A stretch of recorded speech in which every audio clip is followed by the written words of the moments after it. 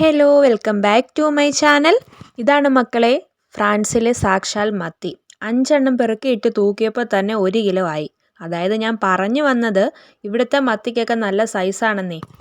ചെതുമ്പലും കൂടി ഇല്ലാത്തതുകൊണ്ട് വെട്ടൽ കലാപരിപാടികളൊക്കെ വളരെ എളുപ്പമാണ്. ഒരു മീനെടുത്ത് വെട്ടി നോക്കിയപ്പോഴല്ലേ കണ്ടത് ഒരാൾ ഒളിച്ചിരിക്കുന്നത്.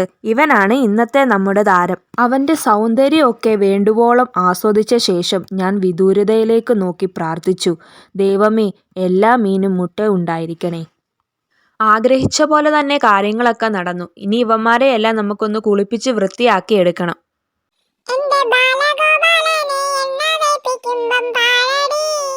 അങ്ങനെ എല്ലാവരും നല്ല സുന്ദര കുട്ടപ്പന്മാരായിട്ടുണ്ട്.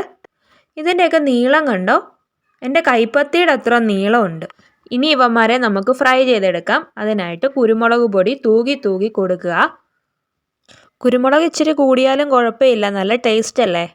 ഇനി കുറച്ച് മുളക് പൊടി, ലേശം മഞ്ഞൾപ്പൊടി, ആവശ്യത്തിന് ഉപ്പ്, കുറച്ച് കറിവേപ്പില എന്നിവ ചേർത്ത് നന്നായിട്ടൊന്ന് ഇളക്കിയെടുക്കുക. ഇത് വളരെ സിമ്പിളായിട്ടുള്ള റെസിപ്പിയാണ് കേട്ടോ. പെട്ടെന്ന് നമുക്ക് ഈ പൊടികളെല്ലാം ചേർത്ത് മിക്സ് ചെയ്തിട്ട് ഫ്രൈ ചെയ്തെടുക്കുന്ന ഒരു സിമ്പിൾ റെസിപ്പി. ഇനി നമുക്ക് പാൻ അടുപ്പത്ത് വെച്ചിട്ട് ചൂടാകുമ്പോൾ കുറച്ച് എണ്ണ ഒഴിച്ചു കൊടുക്കാം. ഇനി ഇവന്മാരെ ഓരോന്നായി പെറുക്കിയിട്ട് കൊടുത്തുകൊണ്ടിരിക്കുക. എല്ലാവരെയും വൃത്തിക്ക് അടുക്കി വെച്ചിട്ടുണ്ട്. ഇനി ഒരു സൈഡ് ഫ്രൈ ആകുമ്പോൾ അടുത്ത സൈഡ് തിരിച്ചിട്ട് കൊടുക്കണം.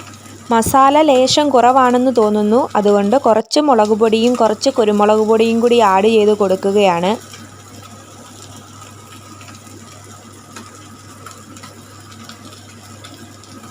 ഒരു വശം ഏകദേശം ഫ്രൈ ആയി എന്ന വിശ്വാസത്തോടെ ഒരെണ്ണം എടുത്ത് തിരിച്ചിട്ട് കൊടുത്തു.